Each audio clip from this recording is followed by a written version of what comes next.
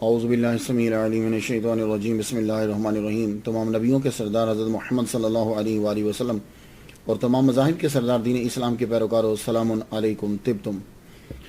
آج کی گفتگو جو ہے وہ شاہ محمد غوث گوالیاری رحمۃ اللہ علیہ کے اوپر ہے۔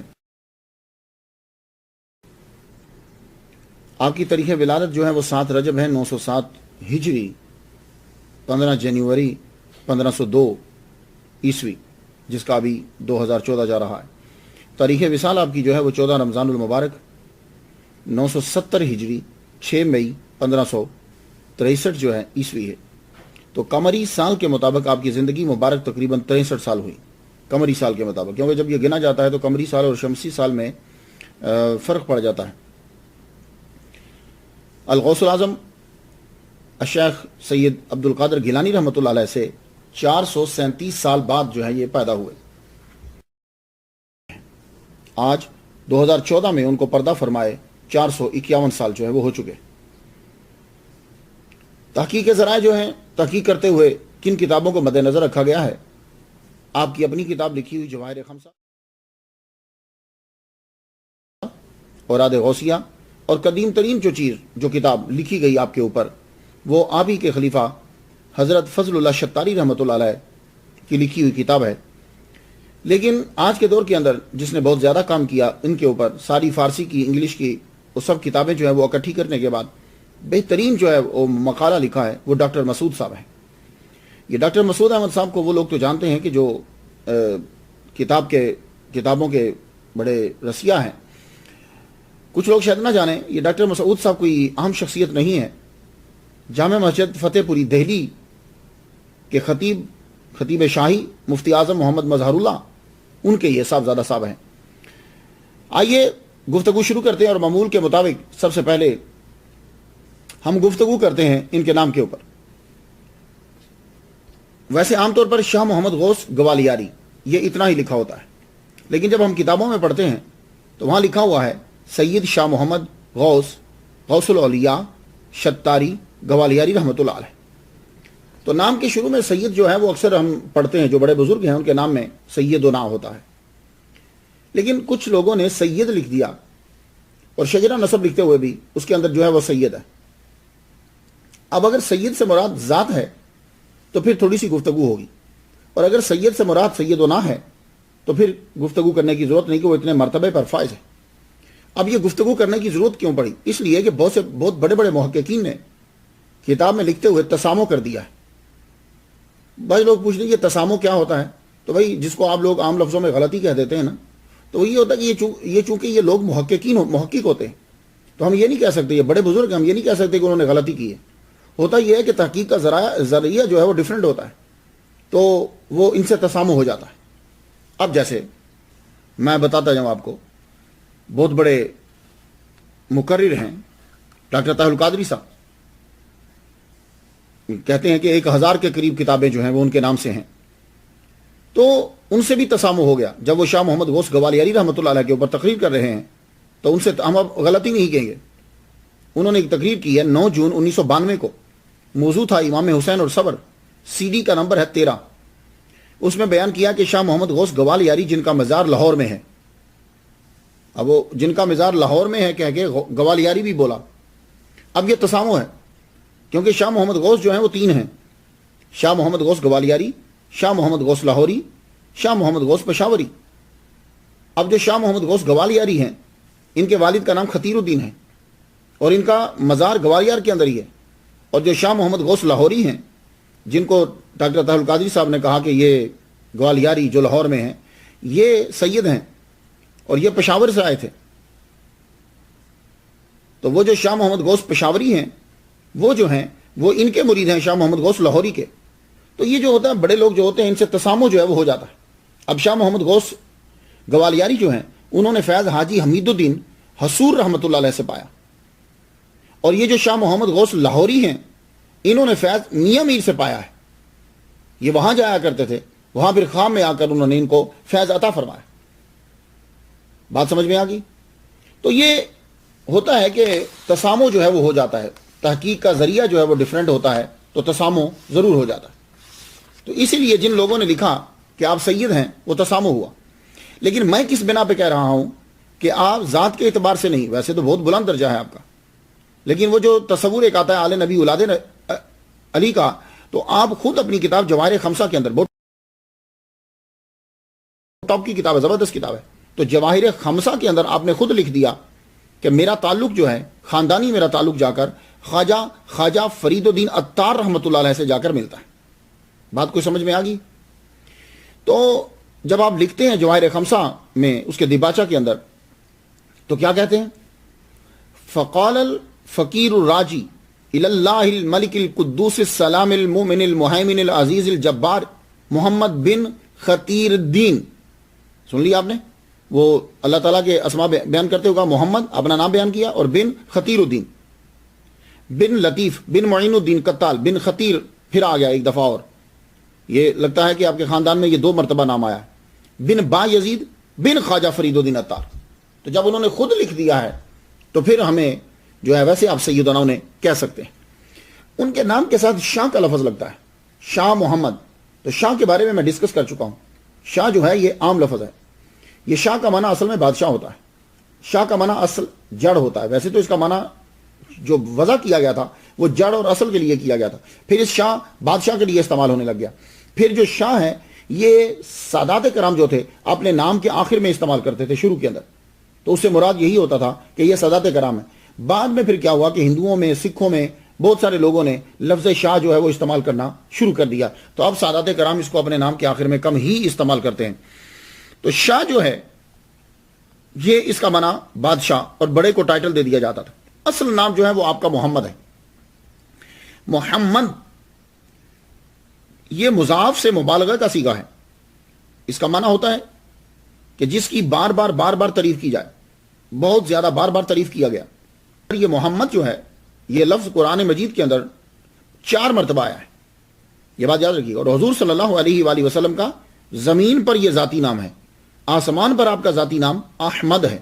اسی لیے عیسیٰ علیہ السلام نے جب آپ کا تعارف کروایا تو احمد بولا، محمد نہیں بولا۔ کیوں؟ اس لیے کہ وہ خود آسمانی ہے، یہ آپ سمجھ گئے ہوں گے، ورنہ انہیں کہنا چاہیے تھا کہ میرے بعد ایک آئے گا جو محمد ہے، کیونکہ حضور کا نام زمین پر تو محمد ہے۔ وہ چونکہ آسمانی تھے، انہوں نے اس لیے ان کا آسمانی نام بتایا، مبشرم برسولی یاتی من بعدی اسمہ احمد۔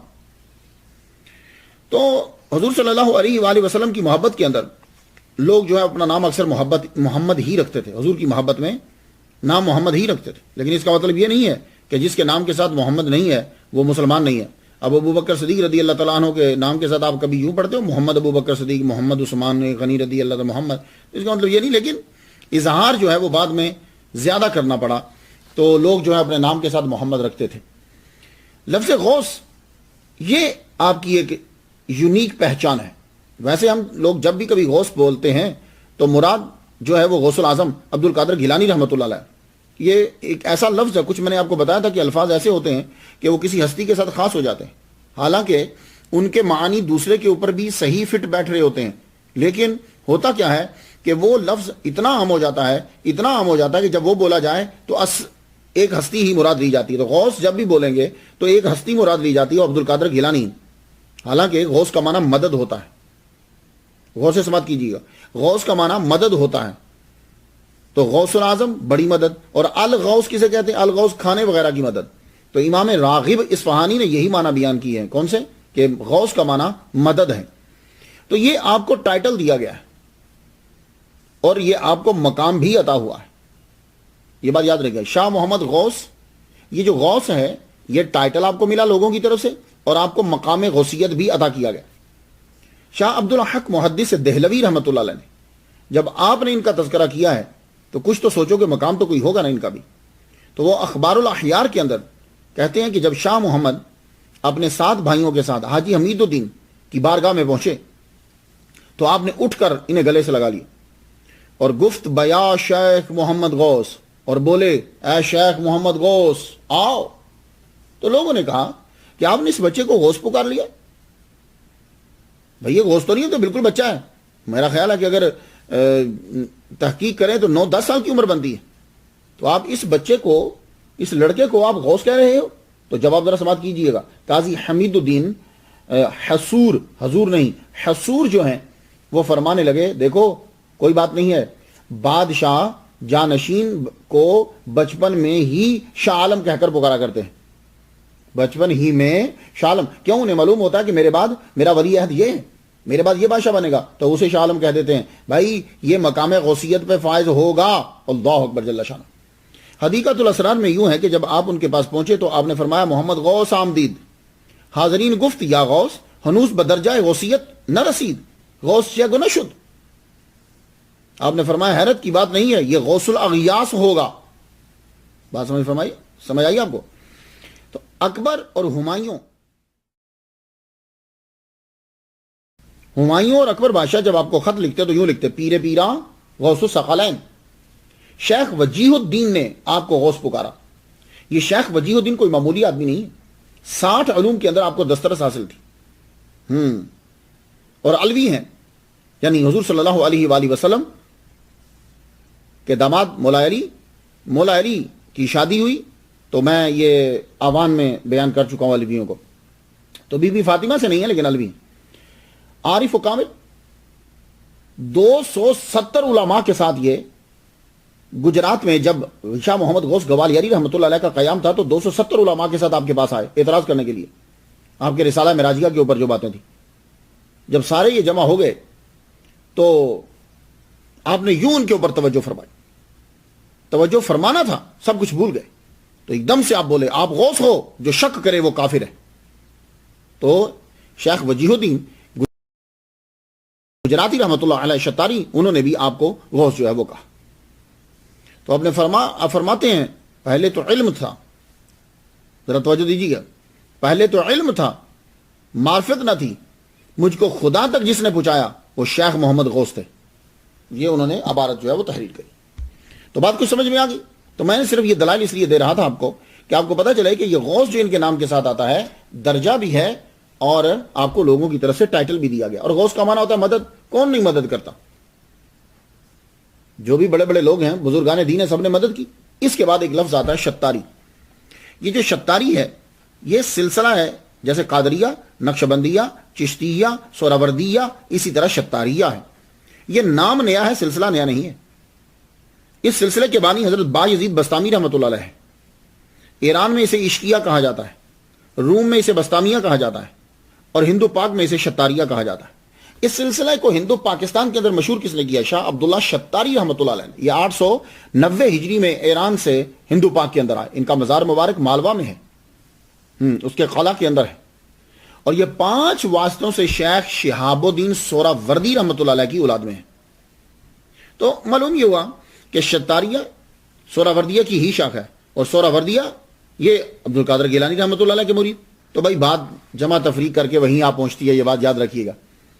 شجرہ طریقت شاہ محمد غوث گوالیاری رحمۃ اللہ علیہ مرید ہیں حاجی حمید الدین حصور رحمۃ اللہ علیہ کے، اور وہ مرید ہیں شیخ ابو الفتح ہدایت اللہ کے، اور وہ مرید ہیں شیخ محمد شتاری رحمۃ اللہ علیہ کے، اور یہ مرید ہیں شاہ عبداللہ شتاری رحمۃ اللہ علیہ کے.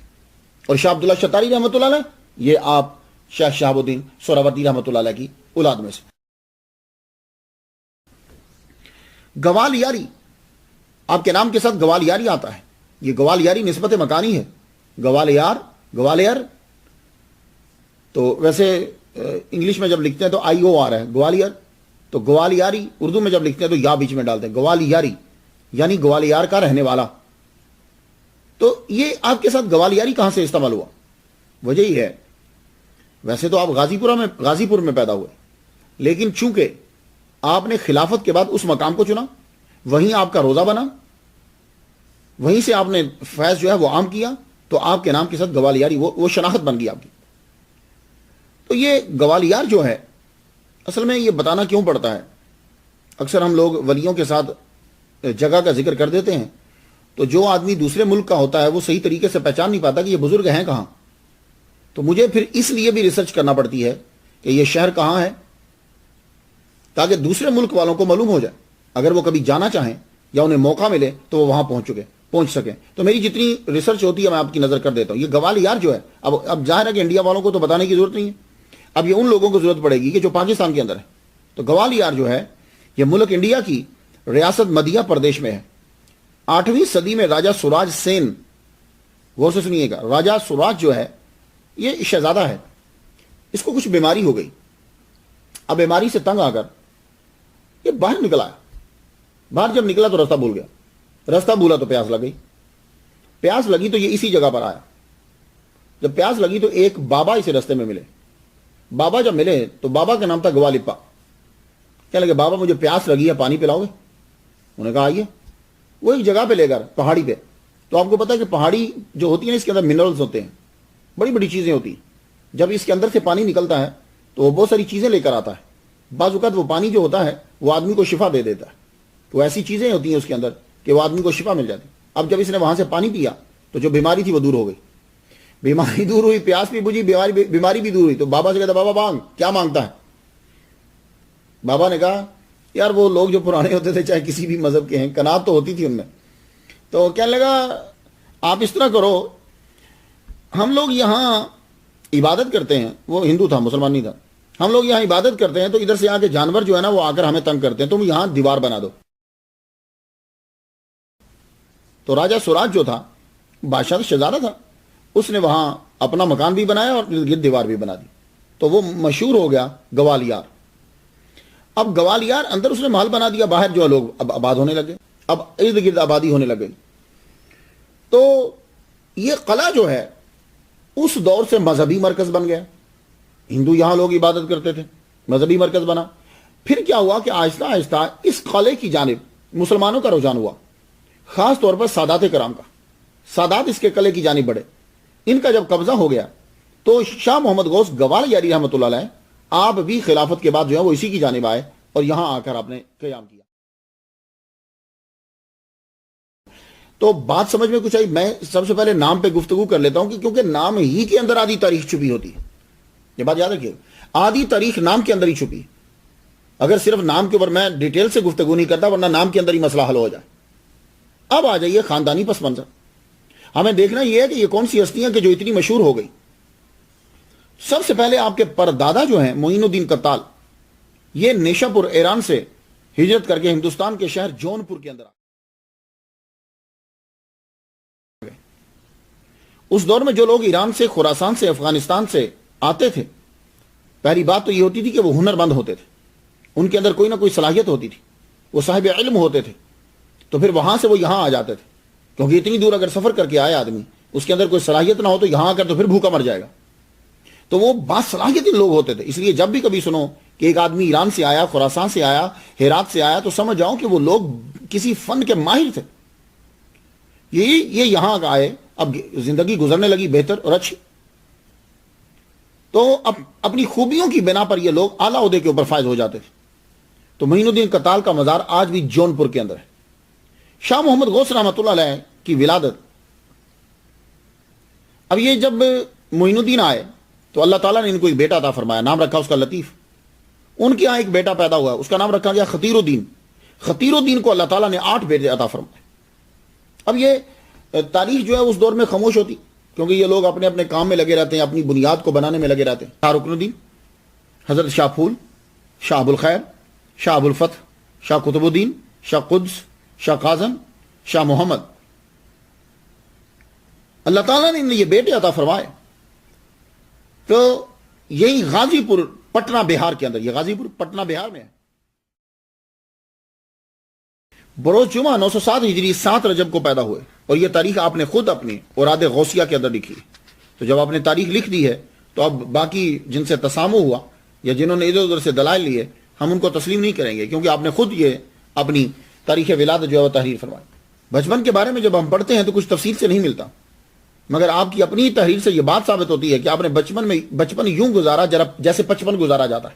کیا مطلب؟ یعنی آپ نے بچپن بھی بڑے سوچ کے گزارا, فضول ضائع نہیں کیا, ہر چیز کو سوچا اور اسے حاصل کیا. اور یہ بات ہوتا ہے کہ 7 سال کی عمر میں روحانیت کا وہ مقام حاصل کر لیا آپ نے کہ جو اکثر لوگ جو ہیں وہ جا کر 60 میں, 30 میں, 40 میں, یعنی بڑی عمر میں جا کے حاصل کرتے ہیں. آپ نے وہ مقام 7 سال کی عمر کے اندر حاصل کر لی. آپ نے خود تحریر فرمایا, این درویش 7 سالہ بود کے دریں راہ آمد, کہ یہ درویش 7 سال کا تھا کہ جب اس فیلڈ کے اندر آ گیا. لیکن اس سے یہ ثابت نہیں ہوتا کہ آپ نے مروجہ علوم نہیں پڑھے. بعض اوقات ایسا ہوتا ہے کہ آدمی پڑھتا جاتا ہے لیکن وہ ڈیٹیل بیان نہیں کرتا کہ میں نے اس سے پڑھا، اس سے پڑھا، اس سے پڑھا، وہ اس نے کیا پڑھا ہے وہ اس کی تقریر اور تحریر سے جو ہے وہ واضح ہو جاتا ہے کہ اس نے کیا پڑھا. لیکن آپ یہ ہے کہ آپ 7 سال کی عمر میں تصوف کے اندر بھی اتنی ہی زور و شور کے ساتھ شامل ہو گئے جتنا کوئی آدمی سکول کے اندر شامل ہوتا ہے. جب آپ کی کتابیں پڑھتے ہیں تو جس خوبصورتی کے ساتھ اور برمحل آپ قرآنی آیات کا استعمال کرتے ہیں، لگتا ہے کہ آپ نے قرآن مجید حفظ کیا.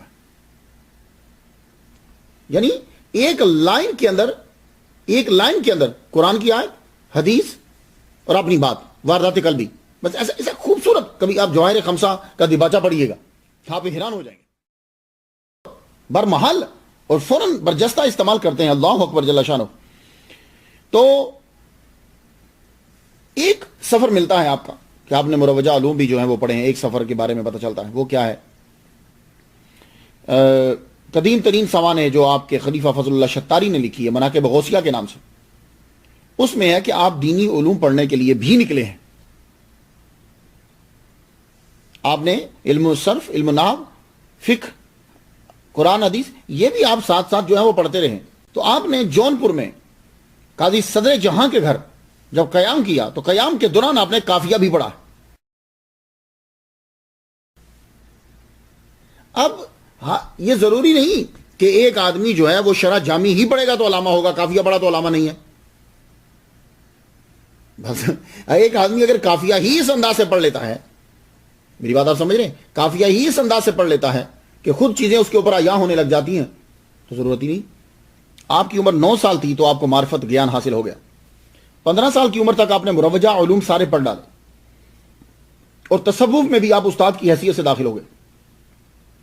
ایک بات میں آپ کو بتاؤں، اکثر جب ہم لوگ پڑھتے ہیں جی فلاں آدمی نے، وہ ہوتے تو یہ مثالیں ذرا چند ہی ہیں، کم ہوتی ہیں. فلاں صاحب نے 15 سال کے اندر پڑھ لیا. پرانے زمانے میں 15 سال میں تقریباً جو ہے نا وہ جو اولیاء کرام جو بڑے بڑے اسکالر ہیں یہ سارا کچھ پڑھ دیتے تھے. اس کی وجہ کیا ہوتی تھی؟ اس کی وجہ یہ ہے ہم جو آج کل کے دور کے اندر نہیں پڑھ پاتے، اس لیے کہ ہم ایک کام کرتے ہیں پھر دوسرا، تیسرا، چوتھا اور کاموں، فضول کاموں کے اندر ہمارا ٹائم بہت لگتا ہے. اگر آپ ایک ہی ٹاپک کی کتابیں اور ایک ہی ٹاپک کو لے کے بیٹھ جائیں اور انہی کی طرح پڑھیں جیسے وہ لوگ پڑھتے تھے، یعنی ٹی وی نہیں ہے، نیٹ نہیں ہے، کھیل نہیں ہے، کوئی چیز نہیں ہے، کہیں جانا نہیں ہے، کچھ بھی نہیں، تو آپ بھی اس عمر کے اندر وہ ساری چیزیں حاصل کر سکتے ہیں جب اللہ کا فضل ہو. وہ لوگ ان کاموں میں نہیں پڑھتے تھے. ہم کیا کرتے ہیں کہ ہم جب کوئی کام کرنے لگتے ہیں تو پھر اس کے ساتھ 3-4 کام اور بھی شروع کر دیتے ہیں. فرض کر لو اگر نیٹ کے اوپر سٹڈی کر رہے ہیں یا ہم ایک کتاب پڑھ رہے ہیں تو کتاب پڑھتے ہوئے ہم کبھی کچھ کھانے لگ جائیں گے، کبھی اٹھ کے باہر چلے جائیں گے، کبھی یہاں آ جائیں گے. وہ لوگ جو ہوتے تھے وہ اتنے علوم جو پڑھ لیتے تھے اور اتنی جلدی جو پڑھ لیتے تھے وہ اپنے ٹائم کو ویسٹ نہیں کرتے تھے. تو 15 سال کی عمر میں مروجہ علوم بھی پڑھ ڈالے تو تصوف اور روحانیت میں آپ کو غوث کا لقب ملنا آپ کے درجے کو واضح کر دیتا ہے. اور علم شریعت میں آپ کا مرتبہ یوں واضح ہوتا ہے کہ شیخ وجیہ الدین جیسا 60 علوم میں ماہر علامہ آپ کے آگے اپنا سر جھکا رہا ہے. تو اس سے یہ معلوم ہوا کہ آپ دونوں علوم میں ماہر ہیں. تصوف کا سفر آپ کا طریقہ یہ تھا کہ آپ جب باطنی علوم کے ساتھ ساتھ ظاہری علوم بھی پڑھتے جاتے. یہ جو جونپور ہے یہ ملک انڈیا کی ریاست ہے، اتر پردیش کا ضلع ہے. اس شہر کی بنیاد فیروز شاہ تغلق نے رکھی تھی. تو نام رکھا اپنے بھائی جون خان کے اوپر، تو جونپور پڑ گیا. تو جونپور میں جب آپ تھے تو روزانہ آپ اپنے پردادا کی قبر پہ جایا کرتے تھے. وہاں جاتے، فاتحہ پڑھتے، واپس آ جاتے. ایک رات کیا ہوا کہ آپ فاتحہ پڑھنے گئے تو رک گئے. رک جب گئے تو تہجد تک وہیں رکے رہے. یعنی کہنے کا مطلب یہ ہے کہ پوری رات گزر گئی. تو تہجد کے وقت جو ہے وہ یوں اونگ سی آئے. اگر آدمی ساری رات بیٹھا ہو تو اس ٹائم آدمی کو اونگ لازمی آتی ہے، یہ بات یاد رکھیے گا. اگر ساری رات سے آپ جاگ رہے ہیں نا تو اس ٹائم آپ بھاری ہو جائے گا، اونگ ضرور آئے گی. اگر آپ نے زور نہ ڈالا تو تہجد گئی، نماز گئی. تو تہجد کے وقت ذرا اونگ آئی، اسی کے اندر ہی آپ ایک آواز سنتے ہیں کہ جیسے پردادا کی قبر سے آواز آ رہی ہے. آپ فرما رہے ہیں بابا محمد جاؤ صدیقی کے پاس جاؤ، ان کی خدمت بجا لاؤ. یہ جانتے ہو صدیقی کون ہے؟ ان سے مراد شاہ ابو الفتح ہدایت اللہ سرمست رحمۃ اللہ علیہ تھے. تو کہا جاؤ صدیقی کے پاس جاؤ. آپ اب وہاں سے اٹھے. یہ سن کر جونپور سے گور آئے، وہاں آپ ان کے پاس رہے، وہاں سے کان ادھر چلے گئے۔ لگتا ہے کہ یہ جو بیچ میں عبارت چھوٹ گئی ہے، لگتا ہے کہ یہی آپ کی رہنمائی فرما رہے ہیں اور آپ کو بھیج رہے ہیں۔ اب جب وہاں پہنچتے ہیں تو آپ کو پتا چلتا ہے کہ پہاڑی کے اوپر ایک بزرگ ہیں، آپ پہاڑی کے اوپر گئے، وہاں ان سے جا کر ملے۔ ابھی آپ کا چہرہ ان کے چہرے کے سامنے ہی گیا تھا کہ وہ کہنے لگے، ایک دم سے بولے، فرمانے لگے، خوب آئے، بر وقت آئے، میں تمہارا ہی انتظار کر رہا تھا، میں مقام غوثیت پہ فائز ہوں، اب میرا جانے کا وقت آ گیا ہے، تو مجھے حکم یہ ہوا کہ اپنا فیض اس کو دے کے جاؤ، اور تمہاری شکل مجھے دکھائی گئی، آؤ اور اپنا فیض لو۔ پھر یہ بھی دلیل ہے آپ کے غوث ہونے کی کہ آپ کو مقام غوثیت جو ہے وہ ملا۔ انہوں نے فیض دیا تو فرمان لگے کل آنا۔ آپ چلے گئے، پہاڑی سے نیچے اتر آئے، دوسرے دن گئے تو دیکھا کہ وہ نماز میں مصروف ہیں۔ آپ کھڑے ہو گئے کہ نماز سے فارغ ہوتے ہیں، نوافل پڑھنے ہوں گے۔ جو ہی سجدے میں گئے تو بہت دیر ہو گئی، نارملی جیسے ہوتی ہے اس سے زیادہ دیر لگی۔ جب دیر ہوئی تو آپ آگے بڑھے تو دیکھا کہ روح کف سے انسری سے پرواز کر گئی تھی۔ خدا قسم بہترین جان دینے کی جو کنڈیشن ہے نا، مجھے سب سے اچھی یہ لگتی ہے۔ میں بھی اللہ سے یہ دعا کرتا ہوں کہ اللہ تعالیٰ جب میری جان نکلے، جمعے کا دن ہو، نماز پڑھا رہا ہوں اور دوسرے سجدے کے اندر جان نکل جائے، یہ میری آرزو ہے۔ تو سر جو ہے وہ پھر آپ ہی نے، شاہ محمد غوث گوالیاری رحمۃ اللہ علیہ نے آپ کے کفن اور دفن کا جو ہے وہ انتظام کیا اور واپس گور چلے گئے۔ تو واپس جب آئے، واپس آ کر پھر شوق اٹھا کہ جس ہستی کی وجہ سے مجھے اتنے بڑے ولی اللہ سے ملنے کا موقع ملا ہے، اس کی بات کیوں نہ کروں۔ تو ہدایت اللہ سرمست رحمۃ اللہ علیہ سے کہا کہ میں آپ کی بات کرنا چاہتا ہوں۔ تو آپ مسکرا پڑے، کہنے لگے بیٹے سنو، تمہارا فیض حاجی حمید الدین شتاری حصور کے دست خاص پر ہے، تم ان کے پاس جاؤ۔ یہاں ایک نکتہ عرض کر جاؤں اپنے سننے والوں کے لیے۔ پرانے جتنے بھی اولیاء کرام ہیں جو سچے ولی اللہ تھے، وہ تعداد بڑھایا نہیں کرتے تھے، وہ تربیت کو بڑھایا کرتے تھے۔ اب یہ دیکھ لیجیے، اگر چاہتے تو ان کو مرید کر لیتے اپنا، چاہتے چلو یار یہ مرید ہوگا، اس کے ساتھ اور بھائی بھی آ جائیں گے، تعداد بڑھے گی نا۔ کہنے لگے بھائی تیرا فیض میرے پاس نہیں ہے، وہ ان کے پاس ہے، تو تم وہاں جاؤ۔ تو آپ اب وہاں سے سہارنپور چلے گئے۔ سہارنپور، شاہ محمد غوث گوالیاری رحمۃ اللہ، وہاں سے پھر سہارنپور جو ہے یہ ملک انڈیا کی ریاست اتر پردیش کا ضلع ہے۔ وہاں جگہ بتا دی کہ فلاں جگہ پہ جب تم پہنچو گے، وہاں ایک درخت ہے، درخت کے نیچے ایک بزرگ بیٹھے ہوں گے، انہی کے پاس پہنچو، وہاں تمہارا فیض ہے۔ اب یہ سہارنپور تلاش کرتے کرتے اس جگہ پہ پہنچ گئے، دیکھا کہ ایک بزرگ جو ہے وہ درخت کے نیچے کھڑے۔ یہ جب وہاں پہنچے تو کوئی گفتگو نہیں ہوئی، سلام کرا، وہ ان کے چہرے کو دیکھتے جاتے ہیں، چہرے کو دیکھتے جا رہے ہیں۔ تھوڑی دیر کے بعد اپنے مرید شیخ احمد سے کہنے لگے، شیخ احمد پہچان اس لڑکے کو، یہ کون ہے؟ وہ خاموش ہو گئے، کہنے لگے غور سے دیکھ، یہ وہی لڑکا ہے کہ جس کا چہرہ محمد مصطفیٰ صلی اللہ علیہ وآلہ وسلم نے مجھے دکھایا تھا۔ اب آپ قریب جو ہے وہ بٹھایا۔ اب یہ جو چہرہ دکھایا تھا، اب یہ ظاہر تشنگی ہے اگر میں آپ کو بات نہ بتاؤں کہ چہرہ دکھایا تھا، یہ کیا واقعہ ہے کہ شیخ احمد پہچان اس لڑکے کو؟ وہ یہ ہے کہ قاضی حمید الدین جو شاہ محمد غوث گوالیاری رحمۃ اللہ علیہ کے پیر و مرشد ہیں، یہ قاضی حمید الدین حصور، اکثر کتابوں والے نے اس کو حضور لکھ دیا، حضور نہیں ہے، یہ حصور ہے، اس لیے کہ انہوں نے شادی نہیں کی، ان کی اولاد نہیں تھی، تو جو شادی نہیں کرتا، عورت کے قریب نہیں جاتا، اس کو حصور کہتے ہیں۔ یحییٰ علیہ السلام کا تعارف کرواتے ہوئے اللہ تعالیٰ نے قرآن مجید میں یہ کہا کہ وہ سید ہیں، وہ حصور ہیں، کیونکہ یحییٰ علیہ السلام عورت کے قریب نہیں گئے، تو سیدم و حصورن۔ ویسے عورتوں کے قریب تو عیسیٰ بھی نہیں گئے، لیکن وجہ یہ ہے کہ عیسیٰ شادی کریں گے آ کر، اس لیے ان کو حصور نہیں کہا گیا، حالانکہ ابھی تک وہ کنوارے ہیں، لیکن حصور نہیں کہا گیا۔ کیوں؟ اس لیے کہ وہ جانے سے پہلے شادی کریں گے، تو جو شادی نہیں کرتا اور چلا جاتا ہے تو کہا یا حصور۔ تو یہ بھی قاضی حاجی حمید الدین بھی حصور ہیں۔ تو یہ 30 سال تک مدینہ شریف میں محمد مصطفیٰ صلی اللہ علیہ وآلہ وسلم کے روزہ اطہر پر مجاور رہے۔ کیا بات ہے یار، نوکری مل جائے مکہ کی اور نوکری مل جائے مدینہ کی، اس سے بڑی نوکری ہوئی اور ہو نہیں سکتی۔ بڑے خوش نصیب ہیں وہ لوگ۔ تو 30 سال سرکار کے در پر جھاڑو پھیرنے کے بعد آپ کو حکم ہوا سرکار کے روزہ اطہر سے کہ تم ہندوستان چلے جاؤ، وہاں کسی کو فیض جو ہے وہ دینا ہے۔ تو آپ نے عرض کی حضور بیت المقدس کو بڑا من چاہتا ہے، وہاں سے ہوتا ہوا میں واپس جاؤں گا۔ تو آپ مدینہ شریف سے بیت المقدس چلے گئے، میرا بھی بڑا من چاہتا ہے، اور تقریباً اولیاء کرام کو میں نے دیکھا ہے کہ وہ فیض شروع کرنے سے پہلے بیت المقدس میں ضرور گئے ہیں۔ انشاءاللہ الرحمن دیکھتے ہیں کہ اب کب باری آتی ہے کہ بیت المقدس کی زیارت کا بھی موقع ملتا ہے انشاءاللہ. تو بیت المقدس میں یہ پہنچے حاجی حمید الدین حصور رحمۃ اللہ علیہ، بیت المقدس میں پہنچے جیروسلم میں. بیت المقدس میں نماز پڑھی. نماز پڑھنے کے بعد بیٹھے ہوئے کچھ سوچ رہے ہیں، ایسے ہی خیال آ گیا، کہنے لگے یار نہ میرا کوئی بیٹا، نہ کوئی ایسا مرید کہ میرے نام کو آگے چلائے اور جو فیض میرے پاس ہے میں اسے دے دوں.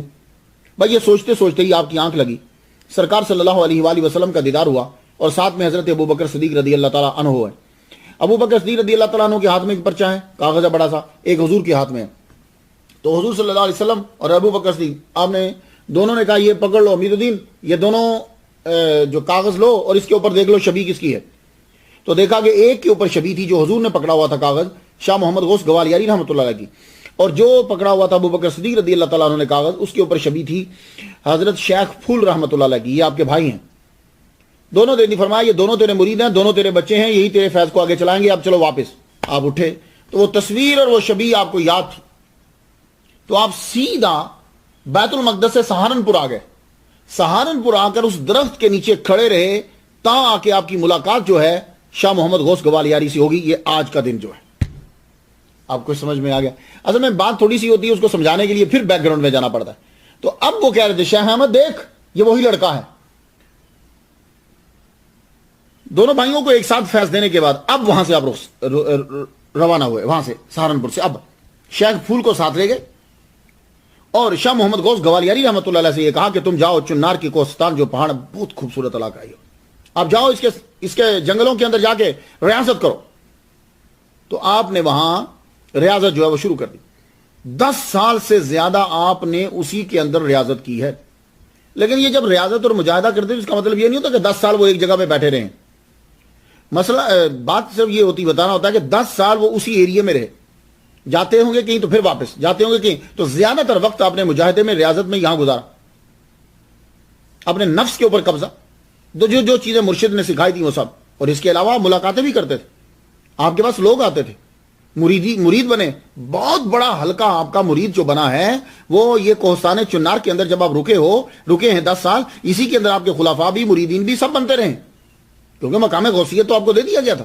آپ نے بچپن میں اگر کسی نے بہت جلدی مقام غوثیت حاصل کیا ہے، اب میری اتنی نظر تو نہیں ہے، کوئی پیدائشی ولی نہ ہو تو بعد کے جتنے ہیں جن کو عطا کیا گیا سب سے کم ترین عمر جو ہے وہ مجھے ان کی لگتی. تو آپ یہاں جو ہے وہ اس کے بعد شیخ پھول کو آپ نے واپس بھیج دیا بہار جا کر، ان کو ساتھ بہار رہ گئے تھے، واپس بھیج دیا، جاؤ تم اپنے بھائی کے پاس اور رکو، ضرورت ہے. تو آپ نے یہاں جنگلی پتے اور پھلوں کو کھا کر گزارا کیا شاہ محمد غوث گوالیاری رحمۃ اللہ علیہ نے. پھر جب مدارج طے ہو گئے، اب پیر کو پتا چلا کہ میرا مرید جو ہے وہ اس مقام پر پہنچ گیا ہے، اب اس کو کسی جگہ پہ بٹھا دیا جائے، تو آپ خود تشریف لائے. بعض تو کہتے ہیں کہ 12 سال یہاں لگا دیے. اس کا مطلب یہ ہو کہ بہت چھوٹی عمر کے اندر آپ کو مجاہدات کے اندر داخل کر دیا گیا. تو اسی دوران میں یہ جو 10 سالہ پیریڈ یا 10 سے کچھ زیادہ بنتا ہے، اسی پیریڈ کے اندر آپ نے شورائے فاق کتاب جواہر خمسہ جو ہے وہ لکھی. یہ کتاب جو ہے وہ ولیوں کو پڑھنا بڑی ضروری ہے، یہ ولیوں کے لیے، عام آدمی کے بس کی بات نہیں ہے. اگر آپ بنیادی کتابیں جو ہیں رسالہ کشاریہ پڑھ چکے ہو، کشف المحجوب پڑھ چکے ہو، اور 2-3 کتابیں بیسک جو ہیں وہ آپ لوگوں نے پڑھ لی ہیں، تو اس کے بعد جو ہے وہ آپ اسے ہاتھ لگائیے. لیکن ولی اللہ کے لیے یہ رکھنا ضروری ہے جو آگے کامل بن چکا ہے اس کے لیے. تو جواہر خمسہ جو ہے اس کو آپ نے وہاں لکھا. تو مرشد جب تشریف لائے تو مرید کو بامراد پایا، خوش ہوئے، خلافت عطا کی، اپنا خاص جبہ دیا اور فرمایا 160 سال کی عمر میں، بہت عمر تھی. حاجی حمید الدین حصور رحمۃ اللہ علیہ آپ کی بڑی عمر تھی، 160 سال کی عمر میں کہتے ہیں کہ 100 مقامات پہ جو حاصل کیا، جا میں نے تجھے عطا کر دیا، میں نے اپنے پاس کچھ نہیں رکھا، اور جاؤ میرا نام میرا اپنا تھا، آج سے میں اپنا نام بھی تمہیں عطا کرتا ہوں. اللہ اکبر جل شانہ. یعنی شاہ محمد غوث گوالیاری رحمۃ اللہ علیہ کو اپنا نام پیر نے دے دیا، حمید الدین نام دے دیا. تو خلافت کے دن آپ کا نام ہوا حاجی حمید الدین عرف شاہ محمد غوث گوالیاری رحمہ اللہ. دیکھا یہ محبت ہوتی ہے. تو جواہر خمسہ آپ نے اپنے مرشد کے سامنے پیش کی، کہا مرشد میں نے یہ لکھا، اگر موقع ملے تو ضرور پڑھی. مرشد کو دی تو مرشد نے جب پڑھے یہ 5 جوہر پڑھے، 5 موتی پڑھے، تو کہنے لگے تو نے اپنا کام خوب انجام دیا اور اللہ کی مخلوق کو وافر ہدایت دی. اب مرشد سے پوچھتے ہیں کہ مرشد میں کہاں جا کے ڈیرا لگاؤں، میں قیام کہاں کروں؟ تو تو مرشد نے فرمایا پورا جہاں تیرا ہے، جہاں تیرا دل کرتا ہے وہاں جا کے قیام کر لے، ہم قید نہیں لگاتے، تجھ پہ چھوڑتے۔ مرشد کی اس بات سے بہت خوش ہوئے۔ تو مراقبہ جب آپ نے کیا تو اشارہ ہوا کہ تم گوالیار چلے جاؤ۔ تو گوالیار جو ہے، پھر اب یہاں سے آپ خود فرماتے ہیں جواہر خمسہ میں کہ از پردائے غائب لا ریب ندائے رسید، کہ کوہستان سے نکل اور قلعہ گوالیار پہنچ۔ تو آپ جو ہے وہاں گوالیار کی جانب چل پڑے۔ وہاں مسلمانوں کی آبادی جو ہے وہ بڑھ رہی تھی۔ قلعہ کے باہر جو ہے وہ زیادہ تر ہندو تھے، اندر علماء، سادات، ان کی تعداد بڑھتی جا رہی تھی۔ آپ کے پاس نہ کوئی جاگیر ہے، نہ کوئی واقف امیر ہے، بے سر و سامانی کی حالت، قلعہ کے اندر جا کے ڈیرا لگا دیا۔ ڈیرا لگایا، اللہ تعالیٰ نے آپ کو اتنا مقام عطا فرمایا ہوا تھا، لیکن پہلے سے امتحان شروع ہوا۔ وہ کیا کہ آپ جاتے ہی بیمار ہو گئے۔ ہو سکتا ہے کہ جگہ کی تبدیلی کی وجہ ہو، یا ہو سکتا ہے کہ آپ کا امتحان درجے کو بڑھانا ہو۔ امتحان کیا ہوتا ہے؟ درجے کو بڑھانا ہو۔ تو آپ 6 ماہ تک وہاں بیمار رہے۔ 6 ماہ کے بعد اللہ تعالیٰ نے آپ کو شفا عطا فرمایا۔ تو آپ نے قاضی رکن الدین اور قاضی خدا بخش کو خط لکھ کر بھیجا اور کہا یہ خط ہے، یہ جا کر میرے مرشد کو جو ہے وہ دے دو۔ حاجی حمید الدین حصول رحمۃ اللہ کی بارگاہ میں یہ دونوں چل پڑے۔ ادھر آپ کے مرشد شیخ سکندر سے کہنے لگے یار آج میرا بلاوا آ گیا ہے، مجھے واپس جانا ہے اپنے پروردگار کے پاس۔ انا للہ و انا الیہ راجعون، ہم اللہ کی طرف سے آتے ہیں، اسی کے پاس واپس جانا ہوتا ہے۔ کل من علیہ فان، ہر ایک نے جانا ہے۔ تو میرا بلاوا آ گیا ہے، لیکن میں نے عرض کیا کہ مجھے 4 دن کی مہلت دے دیجیے، میں 4 دن کے بعد آؤں گا۔ ذرا بات سنیے گا۔ تو شیخ سکندر پوچھتے ہیں مرشد 4 دن کیوں مانگے؟ کہا یار وہ میرا بیٹا ہے نا، اس کے بندے آ رہے ہیں رستے میں، تو بس 4 دن کے بعد میں واپس چلا جاؤں گا، وہ ذرا آ لیں، کچھ میرے پاس چیزیں ہیں میں عطا کر لوں۔ تو یہ جب پہنچ گئے، آپ نے جو دونوں بندے بھیجے تھے پہنچے، ان سے گفتگو کی، خط کا جواب خط لکھا، تو آپ نے ان دونوں کو دستار عطا کی، جبہ دیا اور خط لکھا کہ ہم نے تم کو تمام اختیارات دے دیے، اس فقیر کا ظاہر اور باطن تیرے حوالے، اب تو قالب جسم بھی تجھے دے دیا، جہاں چاہے اس کو دفن کر دینا۔ اللہ اکبر، جہاں چاہے اسے دفن کر دینا، سب کچھ تجھے دے دیا۔ میرے جتنے مریدین، میرے جتنے خلفاء ہیں وہ سب تیرے حوالے، جس کو تو مقبول کہے گا مقبول ہوں گے، جس کو تو مردود کہے گا مردود ہوگا، سب تیرے حوالے کر دیا۔ اور یقین جانو یہ جملہ بڑا زبردست ہے یار، اتنا بڑا پیر جس نے 30 سال سرکار کے روزے پہ گزارے ہیں، یہ جملہ بڑا زبردست کہہ گیا۔ کہنے لگے یہ آج تک جو تکلیفیں اٹھائی ہیں یہ سب تیرے لیے اٹھائی ہیں۔ کیا مطلب؟ کہ یعنی جو کچھ حاصل کیا ہے، سفر کیا، جتنا جہاں رکے، جو کچھ گین کیا، وہ ظاہر ہے ان کو دینا تھا، تو کہا حقیقت میں وہ تیرے لیے ہی کرتا رہا کہ تجھے یہ فیض پہنچا دو، تو سب کچھ تجھے عطا کیا۔ 21 ذی الحج کو آپ کا وصال ہو گیا، اور خود اٹھے ہیں، خود ہر جگہ تیار کی ہے، قبر ٹھیک کروائی اپنی، اور صبح کے وقت چادر لے کر لیٹ گئے۔ اور جب شیخ سکندر آگے بڑھے تو دیکھا کہ پیر جو ہیں وہ دنیا سے جا چکے۔ گوالیار میں آپ کا چرچا ہونے لگا، آپ کے علم سے لوگ استفادہ کرنے لگے، روحانیت آپ کی بڑھنے لگی، اور آپ وحدت الوجود کے قائل تھے۔ بہت سے اولیاء کا جو گروپ ہے وہ وحدت الوجود ہی کا قائل ہے۔ آپ ہر ایک کے لیے کھڑے ہو جاتے، کوئی آتا، مسلمان ہوتا، نان مسلم ہوتا، ہندو ہوتا، کوئی بھی ہوتا، آپ کھڑے ہو جاتے۔ راجہ ٹوٹر مال ایک دفعہ آپ سے ملنے کے لیے آیا، آپ کھڑے ہو گئے، کہنے لگا میں شیخ جلال کے پاس گیا تھا، وہ کھڑے نہیں ہوئے تھے، کہنے لگے تھے کہ کافر کی تعظیم حرام ہے، تم کیوں کھڑے ہوئے ہو؟ تو بات یہ ہے کہ بس آپ نے مختصر بتایا، اس کو کیا سمجھاتے ہیں؟ کہنے لگے کہ بات یہ ہے، مسئلہ یہ ہے کہ کون کس کو دیکھ رہا ہے۔ بس اب یہ بات تو وہی سمجھے گا جو اس مقام پہ ہے، کون کس کو دیکھ رہا ہے۔ اور عاجزی کا یہ عالم تھا کہ آپ کبھی میں نہیں کہتے تھے، کیونکہ میں کے اندر تکبر آتا ہے۔ سب سے پہلے شیطان نے میں کہا تھا، انا خیر منہ، میں اس سے بہتر ہوں، تو میں سے لوگ بڑے بچتے ہیں۔ جو آپ کا چرچا بڑھا تو جہاں غربا آپ سے فیض لیتے، امیر لوگ بھی جو ہیں وہ آپ سے فیض لینے لگے، آپ کی آواز ہر طرف پہنچی، امراء کے کانوں تک پہنچی، وہ بھی اس شتاری فقیر کے معتقد ہوئے۔ قلعہ گوالیار میں جو آپ رہتے تھے تو تب قلعہ گوالیار کس کے قبضے میں تھا؟ تاتار خان کے قبضے میں تھا۔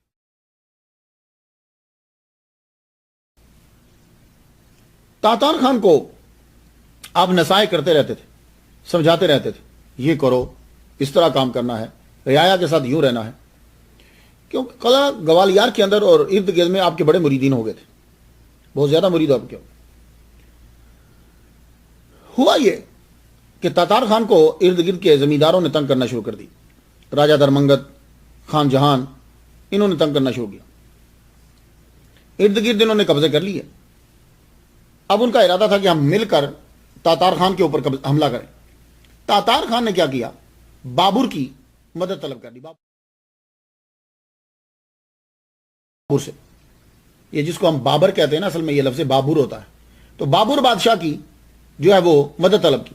بابر بادشاہ نے راجہ رحیم داد کو بھیج دیا۔ رحیم داد جو ہے وہ فوج لے کر، بھیرا اور لاہور، یہ فوج لے کر یہاں کی وہاں پہنچا گوالیار قلعے کے باہر۔ وہاں جب پہنچے تو تاتار خان کی نیت بدل گئی، اس نے اندر آنے کی اجازت ہی نہ دی، ساری فوج باہر، رحیم داد خان بھی باہر۔ اب شاہ محمد غوث گوالیاری رحمۃ اللہ علیہ نے سوچا اگر یہ فوج واپس چلی جاتی ہے تو راجہ درمنگت حملہ کرے گا، قتل و غارت شروع ہو جائے گی، تو یہ بیچاری غریب عوام مر جائے گی، اور اگر یہ رحیم داد اندر حملہ کر دیتا ہے تو تاتار خان میں اور رحیم داد میں لڑائی شروع ہو جائے گی، پھر بھی عوام جو ہے وہ مر جائے گی۔ آپ نے تاتار خان کو سمجھایا، کہنے لگے دیکھ، ایک تو نے بلایا، وعدہ کیا، دوسرا نے بلایا، وہ مہمان ہو گئے، اب تو اندر نہیں داخل ہونے دے رہا، مہمان نوازی نہیں کر رہا، مہمان نوازی تو نہیں کر رہا، تو یہ بھی دونوں چیزیں اچھی نہیں ہیں۔ لیکن تاتار خان نہ سمجھا تو اب آپ نے کہا میں عوام کو بچاؤں تو بچاؤں کیسے؟ آپ نے رحیم داد کو پیغام بھیجا، کہنے لگے دیکھو، تم وعدہ کرو کہ تم اندر آ کے تلوار نہیں اٹھاؤ گے، تم قتل و غارت نہیں کرو گے، کیونکہ آپ جانتے تھے کہ جو باہر فوج ہے وہ تاتار خان اس کا مقابلہ نہیں کر سکتا، اب وہ حملہ ضرور کرے گی، واپس تو نہیں جائے گی۔ کہا بھائی لکھو تم کہ تم عوام کو مارو گے نہیں، تلوار نہیں اٹھاؤ گے، کچھ نہیں کرو گے، سب معاملات گفتگو سے حل ہوں گے۔ سب مان گیا۔ ہوا یہ کہ آپ نے فرمایا رحیم داد خان سے کہ تم اس سے بات کرو اور صرف تم اندر آنے کی اجازت طلب کرو۔ تو رحیم داد خان نے تاتار خان سے یہ بات کی کہ صرف مجھے آنے دو اور میرے چند بندے کو آنے دو اندر، بھائی ہم تو لوگ تو باہر نہیں رک سکتے۔ تو وہ ان کے چند بندوں کے آنے کا مان گیا۔ جب یہ اندر داخل ہوئے تو وہ دروازے کے اوپر آپ ہی کے مریدین تھے، ان کا رات کو اندر جانا تھا کہ رات کے اندر ہی دروازہ جو ہے وہ کھول دیا گیا اور فوج جو ہے وہ بھی اندر آ گئی۔ صبح جب تاتار خان کی آنکھ کھلی تو آنکھ کھلی کی کھلی رہ گئی، اتنی بڑی فوج، اب وہ کچھ کر نہیں سکتا تھا، تو قلعہ گوالیار کے اوپر آپ کا قبضہ ہو گیا، بابر کا قبضہ ہو گیا۔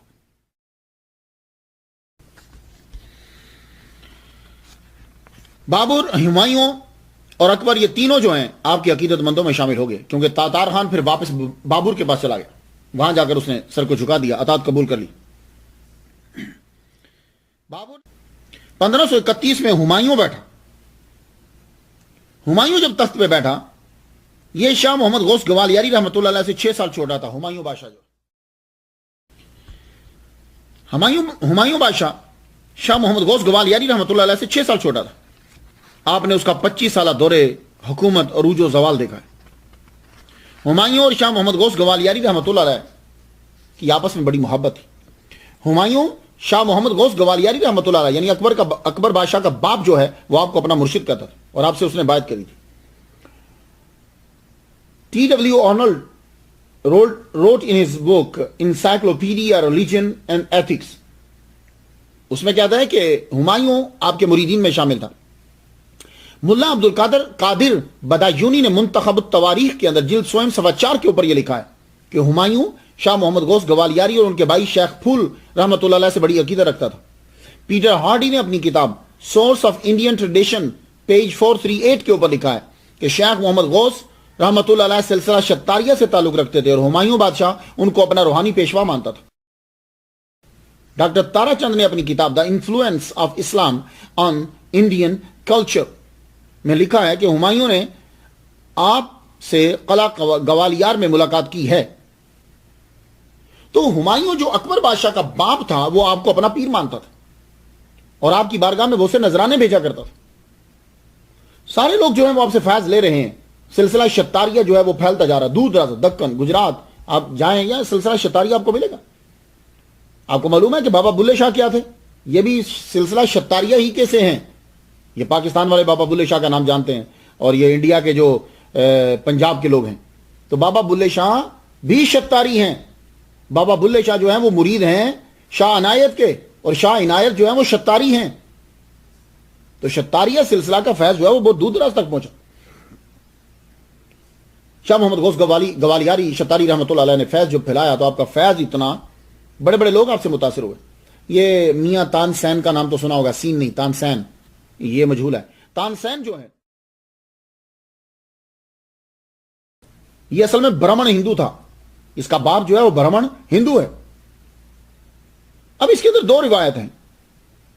ایک تو یہ ہے سید حسام الدین نے جو لکھی، راشدی نے، وہ کہتے ہیں کہ آپ کا جو باپ تھا نا، میاں تان سین کا جو باپ تھا، ترلوچن داس برہمن کا جو باپ تھا، وہ آپ سے آ کے دعا کروانے کے لیے آیا کہ دعا کرو کہ اللہ مجھے بیٹا دے. تو شاہ محمد غوث گوالیاری رحمۃ اللہ علیہ نے دعا کی تو اس کے گھر بیٹا پیدا ہوا. میاں تان سین جو ہے وہ پیدا ہوا.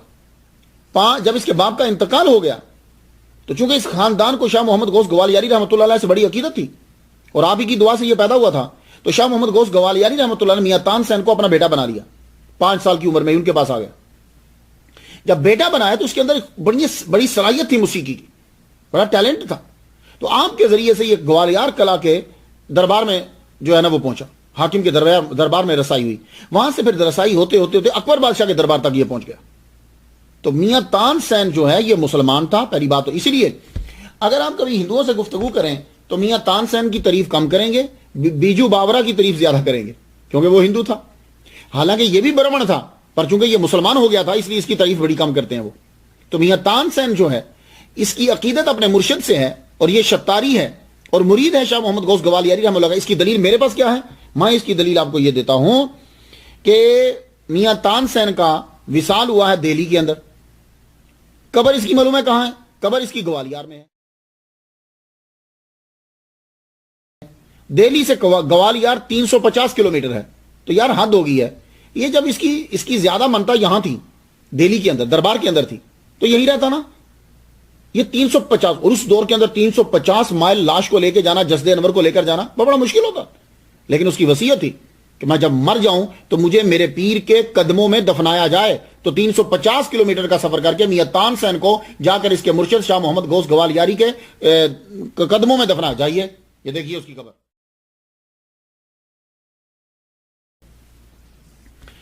تو آپ کی عقیدت جو ہے وہ بڑھنے لگی، آپ کا اثر و رسوخ بھی ساتھ ساتھ بڑھنے لگا. گوالیار میں رہتے ہوئے لوگوں کے بہت کام کیے آپ نے. ایون کہ ہمایوں کے جو گورنر ہوتے تھے، ہمایوں کے جرنیل جو ہوتے تھے، اس کی جو دربار میں شامل ہو، جب ان کو کوئی بھی مصیبت یا پرابلم ہوتی تو فوراً جا کر شاہ محمد غوث گوالیاری رحمۃ اللہ علیہ سے عرض کرتے، آپ ان کی سفارش کرتے تو ان کے مسئلے حل ہو جاتے. شیر شاہ سوری نے حملہ کر دیا اور شیر شاہ سوری کے حملے کی وجہ سے ہمایوں کو دہلی چھوڑنا پڑ گیا، آگرہ چھوڑنا پڑ گیا. یہ شیر شاہ جو ہے اس کا اصل نام فرید خان تھا. یہ ہمایوں کے باپ بابر کی فوج میں جرنیل تھا، پھر بہار کا گورنر بنا دیا گیا. جب بابر کا انتقال ہوا اور ہمایوں تخت نشین ہوا تو اس نے بغاوت کر دی اور پورے بنگال پر قبضہ کر لیا اور دہلی پر بھی پھر قبضہ کر لیا. ہمایوں کو دہلی چھوڑنی پڑی. اب وہ کیا کرے گا؟ تو شیر شاہ کو بڑا مانتے ہیں لوگ. شیر شاہ کو کہتے ہیں کہ بھائی بڑا زبردست جو ہے وہ بادشاہ تھا. ٹھیک ہے، مجھے اس پہ ڈسکس نہیں کرنا. لیکن اس نے جب دیکھا کہ میں تو باپ کے ساتھ کام کرتا تھا، یہ بیٹا تخت کے اوپر بیٹھ جائے گا، اس کے اندر کیا صلاحیت ہے، اس نے بھگا دیا ہمایوں کو. ہمایوں بھاگ گیا. اب جب اس نے قبضہ کر لیا تو ظاہر ہے کہ جو اب بادشاہ کے تعلقات والے ہوں گے زیر اعتاب آئیں گے. تو سب سے پہلے تو آئیں گے شاہ محمد غوث گوالیاری. اب قبل اس کے کہ یہ لشکر بھیجتا اور قلعہ گوالیار کے اوپر قبضہ کرتا، آپ نے گوالیار کو چھوڑ دیا. گوالیار کو چھوڑ کر آپ اپنے خاندان سمیت جو ہیں وہ وہاں سے بڑھے. بندیر کھنڈ کے اندر آپ نے آ کے قیام کر لیا. وہاں جب قیام کیا آپ کی فیملی تھی، آپ کی فیملی، آپ نے 4 شادیاں جو ہیں وہ کی. اللہ تعالیٰ نے آپ کو 9 صاحبزادے جو ہیں وہ عطا اور 5 صاحبزادیاں جو ہیں وہ آپ کی تھی.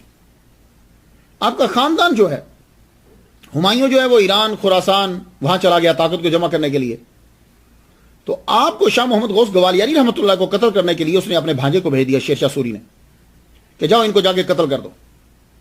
ان لوگوں نے آتے ہی کیا کیا کہ آپ کے حرم پر بھی حملہ کر دیا, جہاں آپ کی عورتیں رہتی ہیں, خاندان کے لوگ ہیں, حملہ کرنا شروع. تو جب بدتمیزی یہ کر رہے حرم تک پہنچ گئے تو اس وقت شاہ محمد غوث گوالیاری رحمۃ اللہ کی والدہ محترمہ کہنے لگی, کہتی ہیں شاہ محمد غوث سے کہنے تیری غوثیت کب ظاہر ہوگی.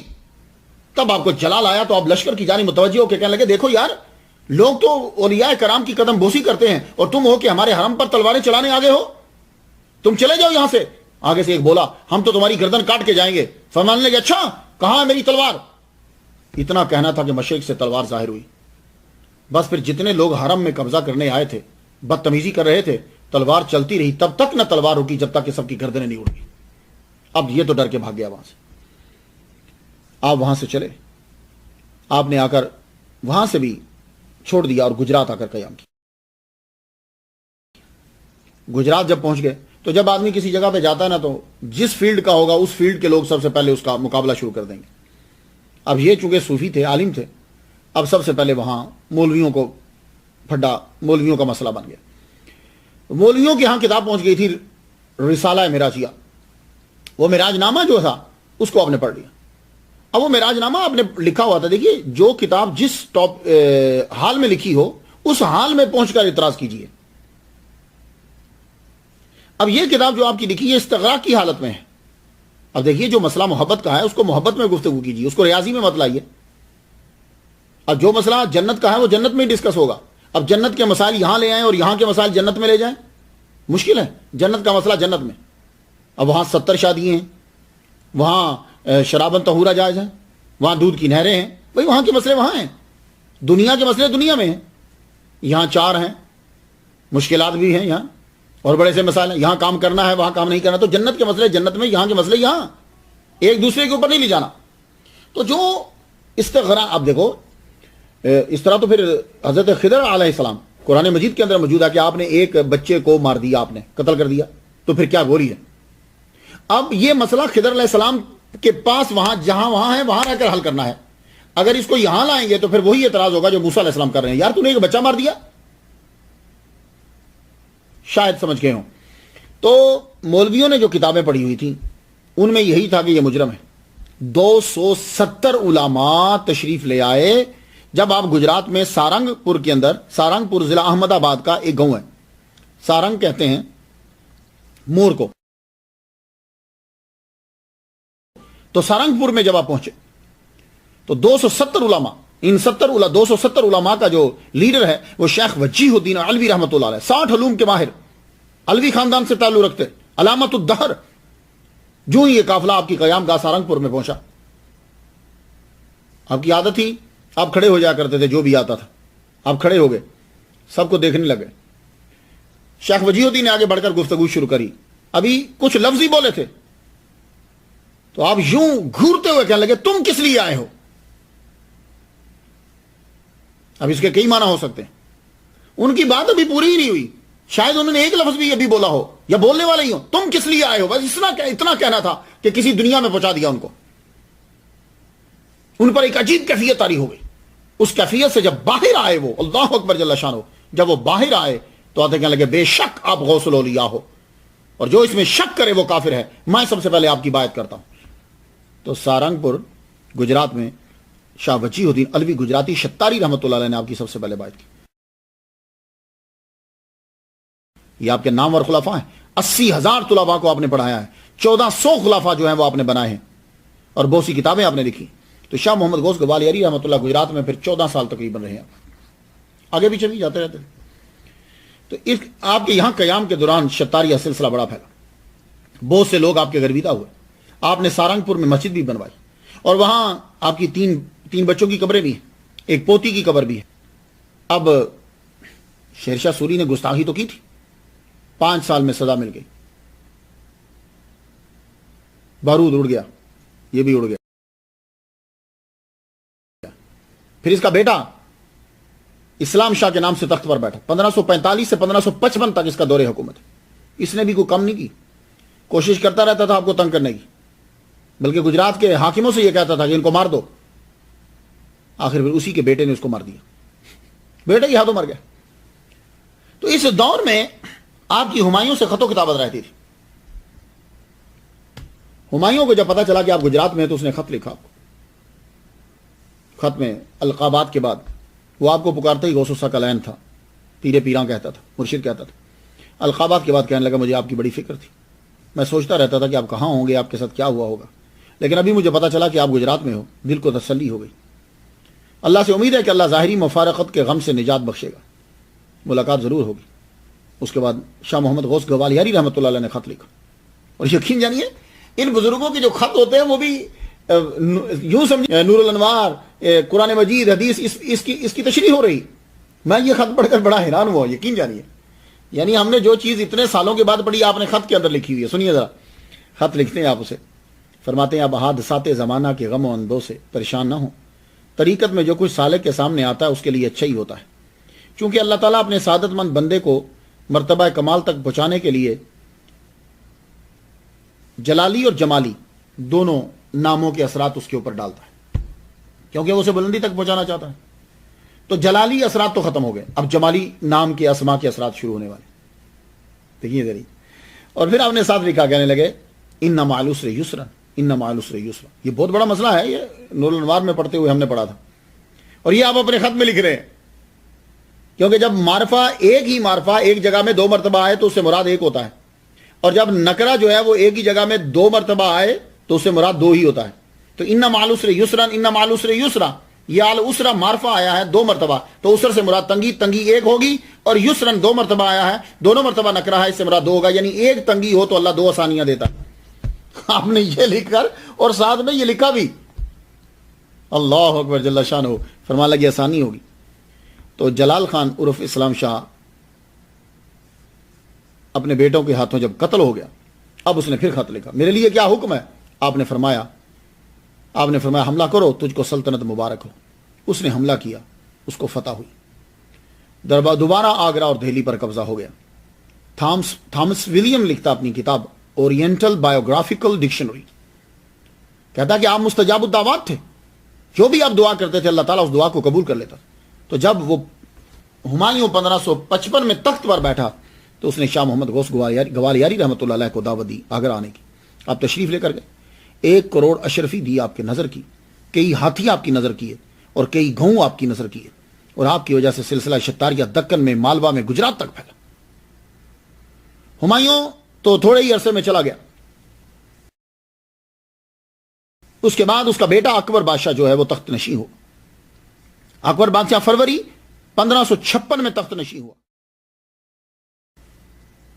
تو اس نے شاہ محمد غوث گوالیاری رحمۃ اللہ علیہ کو آگرہ میں آنے کی دعوت دی،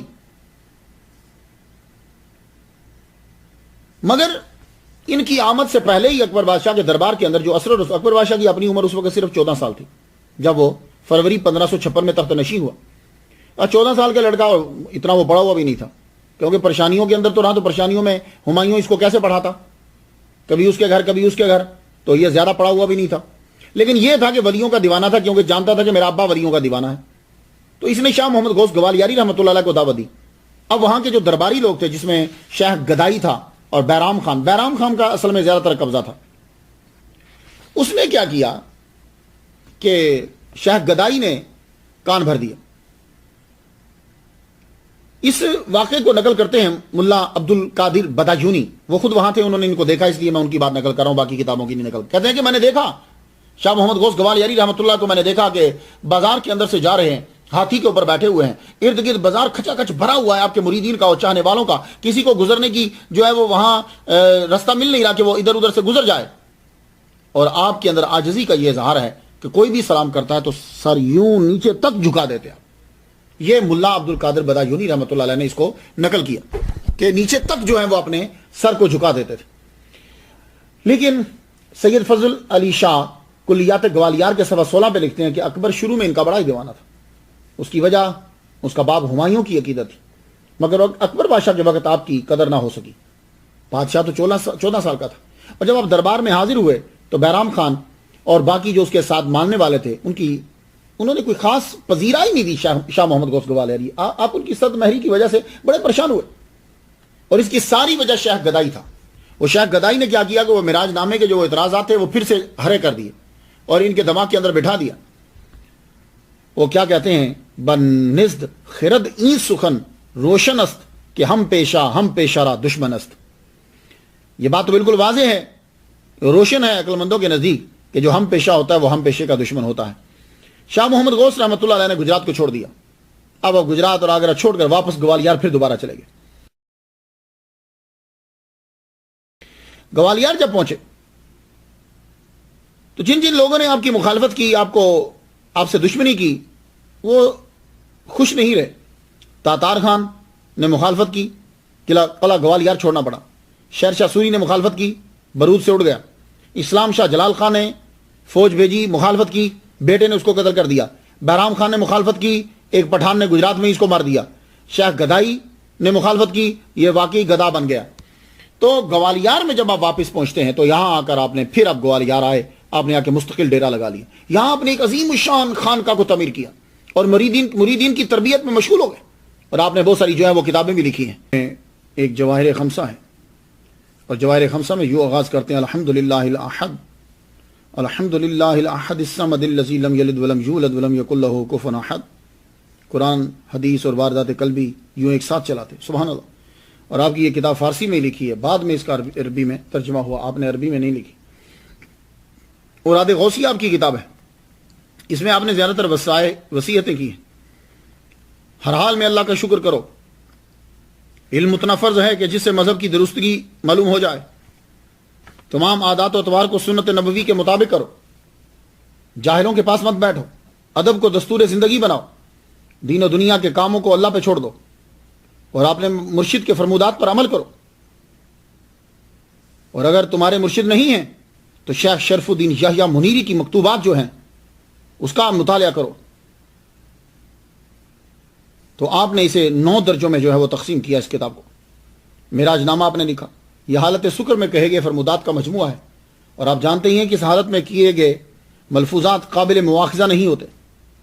اس رسالہ کی وجہ سے آپ کو بہت سی مشکلات اٹھانا پڑی. بحر الحیات، اس میں آپ نے یوگیوں، یہ جو جوگی تھے، یہ سنیاسی، یہ کیسے، ان کے طور طریقے کیا ہوتے ہیں، یہ کیا کرتے ہیں، نقصانات کیا ہیں، ہمیں کیا کرنا چاہیے، ہمارا طریقہ کار کیا ہے، ہمیں کہاں سے فائدہ حاصل ہوتا ہے، یہ ساری آپ نے تفصیل اس کے اندر رکھی. ضمائر و بصائر، علم تصوف کو بیان کیا، مقاصد بیان کیے ہیں، حقائق بیان کیے ہیں، ابتدا بیان کی ہے، مراتب بیان کی ہیں، کلید محاسن، مبدا و معاد، یہ چیزیں حقیقتیں ان کی جو ہے آپ نے بیان کی. اور آپ نے ایک قرآن مجید بھی اپنے ہاتھ سے جو ہے وہ لکھا ہے، اس کا ترجمہ بھی فارسی میں ساتھ ساتھ لکھا. اور یہ قرآن مجید آپ کے خلیفہ صوفی سعید علی شاہ اب ممبئی، ان کے پاس جو ہے یہ موجود ہے. اب دنیا میں جو آتا ہے اس کو جانا تو ہوتا ہی ہے. ملا عبد القادر بدایونی چونکہ حیات تھے، اس نے آپ کو دیکھا اور شاہی مورخ بھی تھا، اس کی بات زیادہ مستند سمجھی جائے گی. اس کی تحریر کے مطابق آپ گوالیار سے اکبر آباد آئے، یہاں آپ کا وصال ہوا، لیکن آپ کی وصیت یہ تھی کہ مجھے دفن کیا جائے گوالیار کے قلعہ کے اندر. تو آپ کا جسد انور جو ہے وہ گوالیار لے جایا گیا. آپ کے خلیفہ اور صاحبزادہ شیخ عبداللہ نے جنازہ پڑھایا، کفن و دفن کا انتظام کیا. اکبر بادشاہ نے آرڈر دیا کہ ایک شاندار مقبرہ تعمیر کیا جائے.